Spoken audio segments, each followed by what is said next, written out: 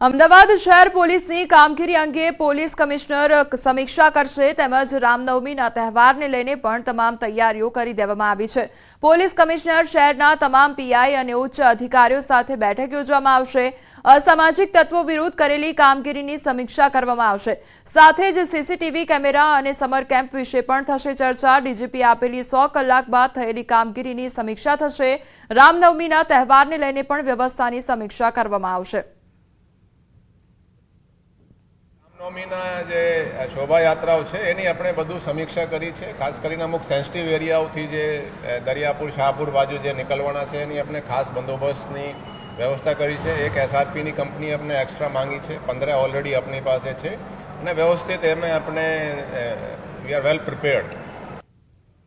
સુપ્રસિદ્ધ યાત્રાધામ ચોટીલા ખાતે ચૈત્રી નવરાત્રીની આઠમને દિવસે ભક્તોની ભીડ ઉમટી પડી છે। ચૈત્રી આઠમ નિમિત્તે વર્ષોની પરંપરા મુજબ ચોટીલા ડુંગર પર હવનનું આયોજન કરવામાં આવ્યું હતું। ચૈત્રી નવરાત્રીની આઠમે સમગ્ર રાજ્યભરમાંથી ભક્તોએ મા ચામુંડાના ચરણોમાં શીશ ઝુકાવી ધન્યતા અનુભવી છે। એક શ્રદ્ધાળુ દ્વારા આંખે પાટા બાંધી ચોટીલા ડુંગર ચડવાની માનતા પૂરી કરી હતી। કાળઝાળ ગરમીમાં પણ મોટી સંખ્યામાં લોકો દર્શનાર્થે ઉમટી પડ્યા અને સમગ્ર માહોલ ભક્તિમય બન્યો છે। અહીંયા ચોટીલા ચામુંડા માના દર્શન કરવા આવ્યો છું। આજે ચૈત્ર મહિનાનું 8મું નોરતું છે। ખૂબ આનંદમય શુભ મંગળ દિવસ છે।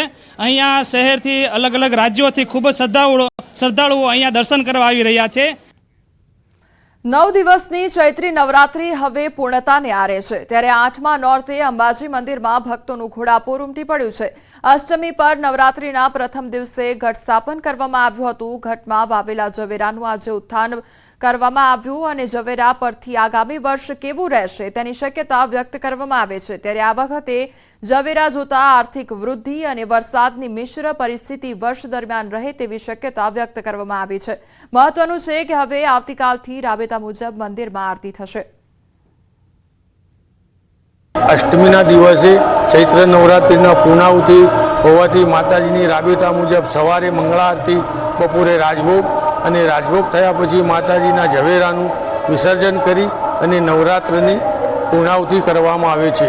ત્યારબાદ રાતે માતાજીની સાયંકાળની આરતી પછી રાબેતા મુજબ મંદિર બીજા દિવસથી રાબેતા મુજબ મંદિર ચાલુ રહેશે।